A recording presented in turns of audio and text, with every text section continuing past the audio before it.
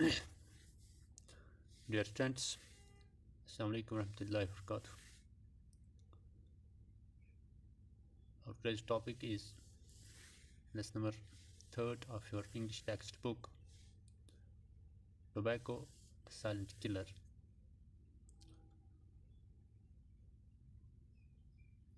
Let's start. Tobacco is a common name applied to plants of the nightshade family that are cultivated for their leaves.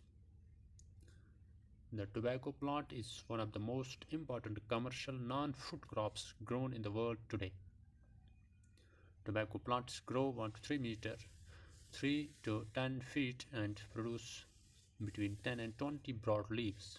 These leaves are dried, processed, and used to produce cigarettes, cigars, and chewing tobacco. ये tobacco जो है ये एक common नाम है.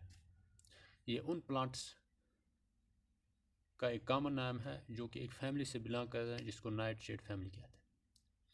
ये एक scientific term है. जब आप आगे साइंस स्ट्रीम्स में जाओगे तो आपको ये पता चलेगा कि एनिमल या प्लांट्स की अलग अलग फैमिली से होती है और वो अलग अलग फैमिली से बिलोंग करते हैं. इसी तरह जो ये टोबैको प्लांट है या वो प्लांट जिनसे ये तंबाकू निकलता है, इनकी एक फैमिली होती है, उसको नाइट शेड फैमिली कहते हैं. दैट आर कल्टिवेटेड, इसलिए कल्टिवेट किए जाते हैं, यानी कि इनकी प्लांटेशन इसलिए की जाती है, ये इसलिए बोए जाते हैं, लगाए जाते हैं ताकि इनके जो पत्ते हैं उन पत्तों से ये तंबाकू हासिल किया जाता है. ये जो टोबैको प्लांट है ये एक कमर्शियल नॉन फूड क्रॉप है. ये कमर्शियल प्लांट है और पूरी दुनिया में ये बोया जाता है.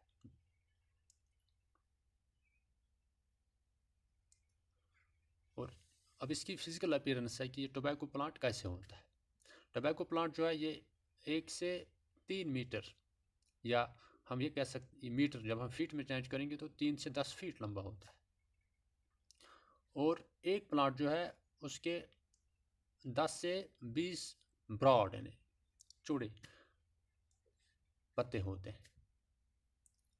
इन पत्तों को फिर जब काटा जाता है यानी जब तो फिर सुखाया जाता है, फिर उन्हीं पत्तों ठीक वो प्रोसेस किया जाता है, फिर उन्हीं से सिगरेट, सिगार या जो तंबाकू हम चबाते हैं या लोग चबाते हैं जो आजकल इस्तेमाल की जाती है, तो फिर ये उन्हीं को बनता, उन्हीं पत्तों से तैयार की जाती है. अब इसकी हिस्ट्री पे थोड़ी सा यहाँ पे लिखा गया है. It is said that Christopher Columbus and his men on landing on the island of Tobago in 1492 found the natives using tobacco leaves for pleasure. Since then, the habit of smoking has spread to different cultures all over the world, and smoking has become a big industry at the cost of health. ये कहा जाता है कि Christopher Columbus और उसके आदमी जब वो आइलैंड यानी कि जजीरा टोबैगो पे पहुंचे, कब 1492 में 1492 में जब वो टोबैगो के एक जजीरे पे पहुंचे तो उसने वहाँ पे देखा कि जो वहाँ के लोग थे वो इस टोबैगो के लीव्स जो थे वो खुशी के लिए इस्तेमाल करते थे. तो तब से ये स्मोकिंग की जो हैबिट है, आदत है, ये पूरी दुनिया के तहजीब कल्चर यानी कि पूरी दुनिया के तहजीब से जुड़े हुए लोगों में फैल गई. और ये जो स्मोकिंग है ये एक बहुत बड़ी सनत बन गई इस पूरी दुनिया में, जो सेहत at the cost of health means जो सेहत की क्या है मुनाफिक है या जिससे सेहत को नुकसान हो रहा है. ये एक बहुत बड़ी इंडस्ट्री इस दुनिया में इस वक्त चल रही है.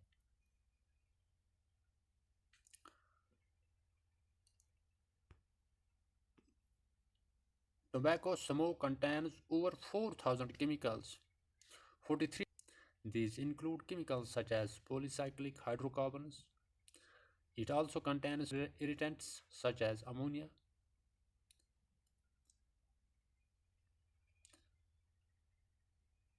formaldehyde, and oxides of nitrogen.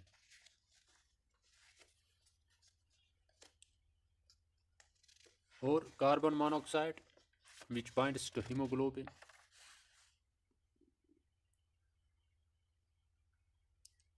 and reduces its oxygen carrying capacity is also present in it. ये कहता है कि डब्बों का जो स्मोक है, जो इससे धुआं निकलता है, उसमें 4000 से ज़्यादा केमिकल्स पाए जाते हैं या होते हैं, और उन 4000 में से 43 ऐसे हैं जो कि कार्सिनोजेनिक मीन्स वो केमिकल्स जिनसे कैंसर होने का खतरा होता है या जिनसे कैंसर होती है। Carcinogenic means cancer causing substance, यानी कि 4000 केमिकल्स होते हैं टबैको स्मोक में, और उसमें से 43 कार्सिनोजेनिक है। कार्सिनोजेनिक मीन्स जो कैंसर फैलाते हैं या जिससे कैंसर होती है। These include chemicals such as, उन केमिकल्स में क्या क्या है, polycyclic hydrocarbon. Polycyclic hydrocarbon means जब कार्बन और हाइड्रोजन आपस में मिलते हैं तो जो वो एलिमेंट्स या कंपाउंड्स बनाते हैं उनको हाइड्रोकार्बन कहते हैं। और इसमें सेलुलर इरिटेंट्स, इंसान के अंदर जो सेलुलर स्ट्रक्चर होता है, वो सेलुलर स्ट्रक्चर या सेलुलर फंक्शन को, उनके जो काम काज, उनके जो तरीके को इरिटेट करता है, या इरिटेंट जो होते हैं, जो इरिटेंट उसी को कहते हैं जो किसी चीज़ के फंक्शन को डिस्टर्ब करता है। यानी इंसान के अंदर जो सेलुलर स्ट्रक्चर होता है या सेलुलर फंक्शन होती है उसको इरिटेट करता है, जैसे अमोनिया है, फॉर्मल्डिहाइड है, ऑक्साइड्स ऑफ नाइट्रोजन है, ये भी उसमें पाए जाते हैं।